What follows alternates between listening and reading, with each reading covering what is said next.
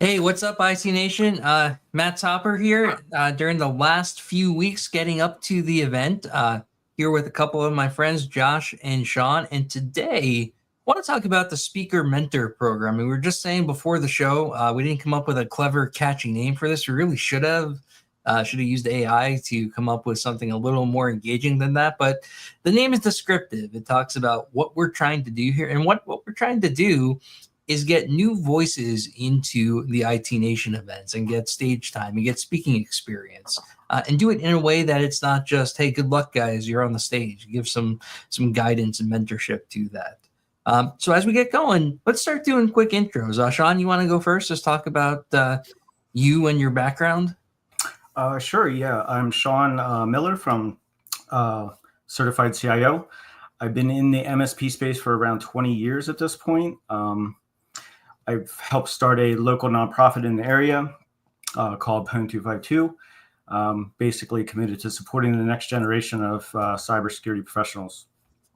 Yeah, I mean, I guess that's about it. I mean, I just That's want awesome. to, yeah. Josh, for anyone who doesn't know you. Hey everyone, Josh Hohbein here with Centrix IT and the Information Security Lead. I've also been in the MSP space for about 20 years at this point, with quite a bit of restaurant background as well as my IT background. Nice. Okay, so let's talk about what made you guys. So I kind of out of nowhere, right? This is a little bit of a skunkworks project. Decided we're going to do this speaker mentor program, this getting new people involved in speaking. What made you guys want to participate in that? I mean, basically, I'm part of the IT Nation Evolve group, so we're always bouncing ideas in our small group of 12, and I feel that getting in, some stage presence would help kind of amplify that go-giver mindset that we're kind of adopting in the Evolve side. Yeah, I think that's a huge thing, right? I know from spending time with you in that group, you have some really cool things to say, and I think it's awesome that you're going to get to share them with the industry. How about you, Josh? What drew you to try this out? So I've done smaller speaking engagements at other previous MSPs. And I've been a part of the MSP community for many, many years in the various Discords and Reddits. And I really attribute a lot of my professional growth to being active in those peer groups. And now I'm fortunate enough at this point to not only, obviously I'm still continue to rely on them, but I do give a lot back, because hey, without the community aspect, I wouldn't be where I am today. And I'm all about rising the tides and giving back and doing what I can and sharing education. So, since being more involved with the MSP community space, it was a goal of mine this year to land a professional speaking engagement.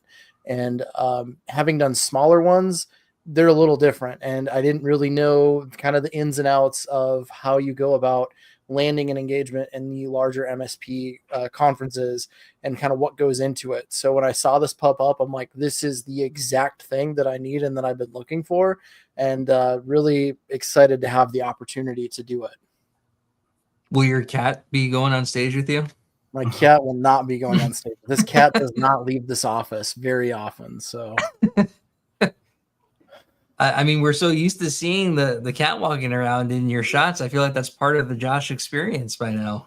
I mean, there would be a traumatic experience for this cat to leave this office. So she will, and possibly for the audience as well. I think the audience might like it. Be some good entertainment there, and give you something to focus on and kind of pass her around and pet her. But she would not be about that. So as you can see, I have my Duncan. So we're all just waiting on the eventual Duncan sponsorship to come up for the podcast any day now. Simon said he's working on it. So without giving too much away, I'd like each of you just to give a little bit preview, a taste of what you'll be talking about. Like, what's the subject of your presentation? What do you think the audience is going to get out of it? So mine is vendor risk management. and how that applies to your MSP, and then also downstream to your clients. Some gotchas that I want to discuss that people might not be thinking about. Hopefully people will leave with some takeaways to either check to see whether they're doing them correctly or revisit that process. And you're talking not just SaaS vendors, right? But any vendor you might be working with, whether they're providing a service, software, whatever. Yep. Yeah, exactly. That's such a good point. Like, without giving away any of Shaun's presentation, I know we all think about doing some due diligence, and for a lot of us, kind of ends with like, do you have your certifications and audit reports? And there's a little more to it than that, and I think that's a lot of what you're going to talk about. Don't want to give it all away. Nope. We said too much already. That's it. How about you, Josh? What are you talking about? Mine is something a little different. So what's funny is when I first applied to this, there is a cybersecurity maturity model that I've kind of preached about a lot, been on quite a few webinars, and have helped other MSPs with how to align to a security framework. So when Matt approached me and was like, "What's your topic?" I'm like, "Well, here it is." And he's like, "This is cool, but it's already done. So like, do you have another idea that we can go ahead and take you through the process so you can kind of understand start to finish what to do?" And I was like, yes. I've had this idea. I've been kicking it around for quite some time. So as previously mentioned, I have a lot of restaurant experience. And when I'm teaching other MSPs or working with them to come up with ideas, or even internally talking to clients, I use a lot of restaurant analogies. In fact, when I was looking to switch jobs, being on my resume with the restaurant experience that I have, that always got brought up no matter what. It was like, going through your work experience, we see that you were a, general manager or, store opening team. Like, how does this apply to security and IT? And I loved that question because I was able to correlate specifically every aspect of what I did on my day-to-day life of a restaurant and how it correlates to the MSP, IT, and cybersecurity world. So my talk is going to be exactly bridging that gap, because the S in MSP is managed service provider. And a lot of the training and the focus is around building up your technical skills and not so much the service provider skills. And there's a whole pool of people that have learned those skills in retail and restaurant. And I'm going to show you how they're able to utilize those skills and come over to the technical side so we can show them what buttons to push on a keyboard, but have immediate impacts to your client satisfaction and providing great service. I love it. It's not a topic we hear about almost ever. It's something different. It's something new. And it's relatable. I think many people in our industry have had some kind of retail or restaurant experience and didn't really think it was applicable or see a way to connect it. So I'm looking forward to hearing this. And I just want to point out for anyone listening, I was very nice when I said, you may want to go in a different direction. This wasn't like a CISO no version. Just here's a different idea, Josh. Hey, to be fair, you said that's great, but it's ready. Like, there's nothing more we can really do with it other than give you feedback. Like, let's start from the beginning. So you didn't say it was a bad idea. You actually said the opposite. Was you don't need us for this because it's kind of fleshed out. So let's go a different direction. So I appreciate well, thank you for it. thank you for clarifying, so we don't scare away participants next year with, man, he just rejects everything. So go having gone through this, and I know we're only part way through, right? We're still working on slide decks and presentations and all that. Let me ask you guys this for a different question. What's some advice you might give to somebody who's looking to start putting together maybe a submission or maybe has a speaking slot, putting their presentation together? What have you guys found so far that might be helpful to somebody who's brand new to giving a public presentation? I mean, I would say that just do it. I have a friend that he put a call for papers in for the Kakalaki-Con conference that we're doing, and for last year, and he ended up not having time to do it this year, but somebody submitted on his behalf, and so he's just gonna wing it last minute. But I would say that just committing to doing is the first step. everything else will follow through behind it. So just get out there, right? Like the Yep. the worst that can happen is you bomb, and anyone who's given a speech, they haven't always gone perfectly, and we're all still out there. Yep. Mine have not always gone perfectly, as many people watching can attest to. How about you, Josh? Yeah, echoing the just get out there. That was my plan this year. You know, when it was time for New Year's resolution, instead of the one, my wife found this thing online that was really cool, where you make a bingo sheet of little smaller goals and maybe some larger ones that you want to accomplish. So it gives you multiple chances throughout the year to work on your resolutions. And the one box I fill out was land a professional speaking engagement. So this year was really like I was going to put in, you know, regardless of what I was, you know, doing, having not done it before. But outside of that, you know, talk to your friends in the industry who have done this. Again, you know, I'm definitely appreciative for the opportunity here, but if you aren't in the new speaking mentorship program, reach out to somebody who can kind of tell you what's your idea and, you know, outline it and kind of, you know, the slide deck. The other thing I'd recommend is there's a book called TED Talks, the official TED Guide to Public Speaking by Chris Anderson. It was recommended to me by another Josh in a peer group, and it is a fantastic resource about public speaking and what goes into making a talk and how to do it and what not to do. So that's been a really great resource of information to kind of help formulate my plan around giving this presentation. Okay, so hearing that, I just have to ask, what's something not to do? Don't do a sales pitch. You know, the way that you deliver is really there's a lot about telling stories rather than giving facts, because, you know, the engagement, eye contact. But the two biggest things that he basically said is don't come unprepared and don't give a sales pitch. So those are the That's top good advice. Shaun, I know you've given some like presentations at non-MSP events. What's your advice not to do? Anything that sticks out?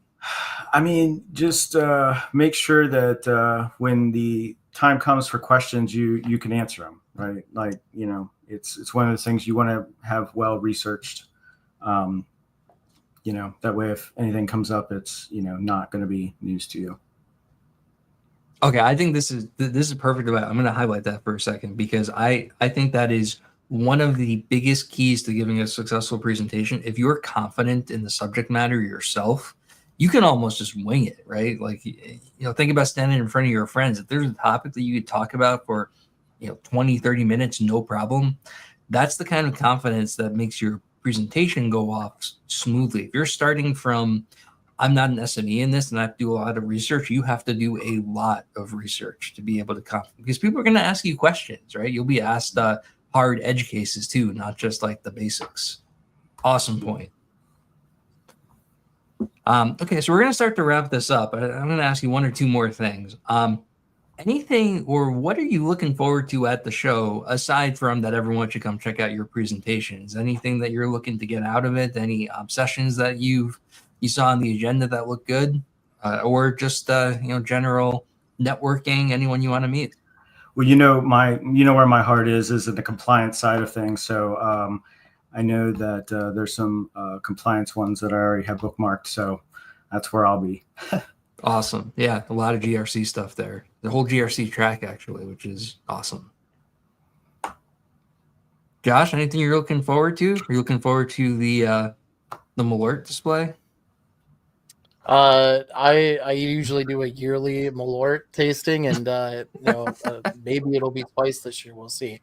But I mean, it might be a little bit of a self plug because you'll definitely see me there. But the IR game session is a don't miss thing. I believe kind of right now they're slated to where most people are going to be able to find to attend or find them. So I am looking forward to that, because that's something that I work on and I'm a part of. We do free games at the end of every month, and then live streams kind of here and there. We've done some live games, but not at this level. So I'm extremely excited to also be a part of that and to kind of share that with the rest of the conference. So you do not miss the IR games breakout sessions as well. Yeah, we're doing IR game twice, live during lunch, both days. Josh, in 30 seconds, can you tell everyone what IR game is? I know not everyone knows about that, although I think most people have heard of it. But I got at least one question. Somebody saying, "Hey, what is that, Matt?" So here's your chance. What is it? Yeah. So it is a tabletop exercise unlike any other. It is high level. It is hearts and minds. It is emotional. It will force you to make hard decisions under pressure. So it is much more about kind of the sea level, the decisions that have to be made, the emotions, the stress that goes into the incidences while we're simulating an actual incident. Not as much as like the technical side of it. So you don't need to be technical. There is a role for everybody. You will get something. I mean, even me running these things monthly, every time I run one, I have a takeaway. So it is a incident response game unlike any other. Please, please check it out. Okay, so we got the mention of IR game. And Shaun, you have a conference coming up. Can you talk about that? I think you should get a good plug-in. That's a really cool thing you're doing. Yeah, so our nonprofit here, like I said, it's PON 252. We actually sponsored, I think, 10 students from the local security, Raymond Community College, their security program, to go to KakalakiCon. So we're help footing the bill for the hotel and the ticket. And, it's a single track conference. It's a very intimate conference. It's sort of like a mini DEF CON, if you've ever been to one of those. They'll have the lockpick village. You'll have a soldering badge, to make your badge, because there'll be digital badges. And, the big thing that our team is going to be doing is the CTF challenge. So we made it second place out of 35 teams last year. So I think we're going first place this year. So it should be fun. Yeah, that sounds awesome. All right, guys. Well, IT Nation Secure registration is still open. Secure is June 2nd through 4th. Thanks very much for coming on. Looking forward to seeing you in a couple weeks.